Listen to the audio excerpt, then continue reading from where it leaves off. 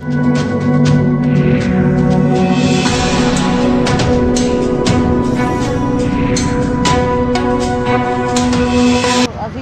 वक्त मौजूद है दिल्ली के सिंघू बॉर्डर पर। किसान आंदोलन में किसानों के साथ साथ अब उनका जो परिवार है वो भी इस आंदोलन का हिस्सा बने हुए, लेकिन इस दौरान जो एग्ज़ाम्स थे वो भी किए गए और किस तरह की जो दिक्कतें आई हैं वो भी पूछेंगे, क्योंकि दिल्ली के तमाम बॉर्डरों पर इंटरनेट की सुविधा जो है वो रोक दी गई थी, जिसकी वजह से इस बच्ची ने यहाँ से ही घंटों घंटों बैठकर एक ही क्लास का एग्ज़ाम 1.5 घंटे लेट दिया है। और बात करते हैं इनसे किस तरह की जो दिक्कतें थी वो इनको आई हैं। जी नाम बताइए। मेरा नाम गुरसिमरत कौर, हमारा गांव मांगड़, तहसील जसवा, जिला हुशियारपुर, पंजाब से हैं। तो किस तरह की जो दिक्कतें आई आपको यहाँ एग्ज़ाम करने में और कौन सी पोजीशन आई है आपकी? हम देखिए, जब मेरे एग्ज़ाम हुए थे तो मुझे बहुत मतलब मुश्किलें आई, क्योंकि पेपर बहुत लेट पहुंचता था एग्ज़ाम जो था, तो उसकी वजह से मुझे एग्ज़ाम में बहुत मुश्किल आई, नेट कम होने की वजह से। और मतलब मेरी पोजीशन फर्स्ट ईयर 94% आई हैं। तो मतलब जैसे कि आपने देखा कि जो मतलब रात में बहुत ही ज़ोर कर हनेरी और बारिश पड़ी, जिसकी वजह से हमारे 2 एकड़ रसोई वाला तंबू और हमारा एक और तंबू जो कि मतलब पूरी तरह फट चुका, और हमारा जो भी राशन है वो सारा ख़राब हो चुका है। जो भी चीनी, आटा, चावल जो भी था सब ख़राब हो चुका है। तो मतलब कि जब हम शुरू में आए थे तो हमें शुरू में बहुत दिक्कत आई थी।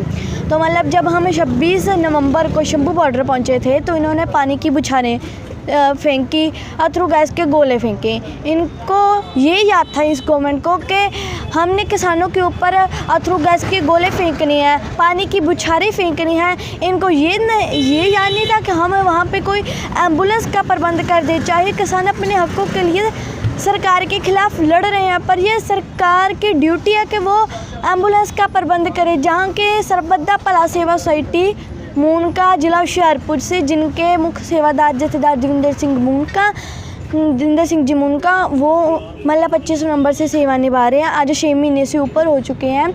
शायद ही, मैं कह रही हूँ, शायद ही दुनिया की पहली सरकार हो जो कि मतलब आज किसानों को 6 महीने हो चुके हैं सड़कों पर बैठे हुए, पर मतलब कि किसानों की बात नहीं मान रही। बात मैंने एग्ज़ाम की थी वैसे आपसे कि एग्ज़ाम में किस तरह की दिक्कतें आई आपको?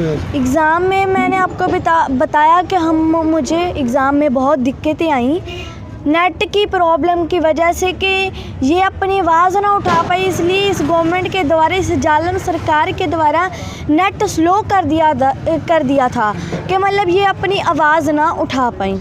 जब आपके एग्ज़ाम आ रहे थे आप इस आंदोलन को छोड़कर वापस भी जा सकते थे और एग्ज़ाम देने के बाद वापस आ सकते थे।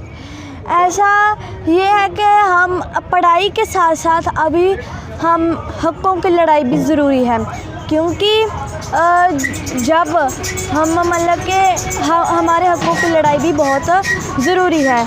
किसान सिर्फ अपने लिए ही नहीं, पूरे देश के भविष्य को बचाने के लिए लड़ रहा है। सरकार के द्वारा कई सारी अफवाहें फैलाई जा रही हैं। कभी इसको आतंकवादी कहा जा रहा है, कभी इसको खालिस्तानी कहा जा रहा है, कभी माओवादी, कभी पाकिस्तानी कहा जा रहा है। मैं ये गवर्नमेंट को बता देना चाहती हूँ कि जो आतंकवादी होते हैं वो लंगर नहीं लगाते, अपने हकों के लिए सड़कों पर नहीं बैठते।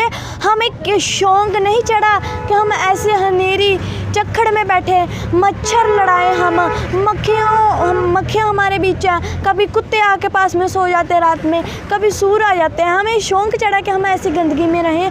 हम अपने हक के लिए और पूरे देश के किसान भविष्य को बचाने के लिए लड़ रहा है।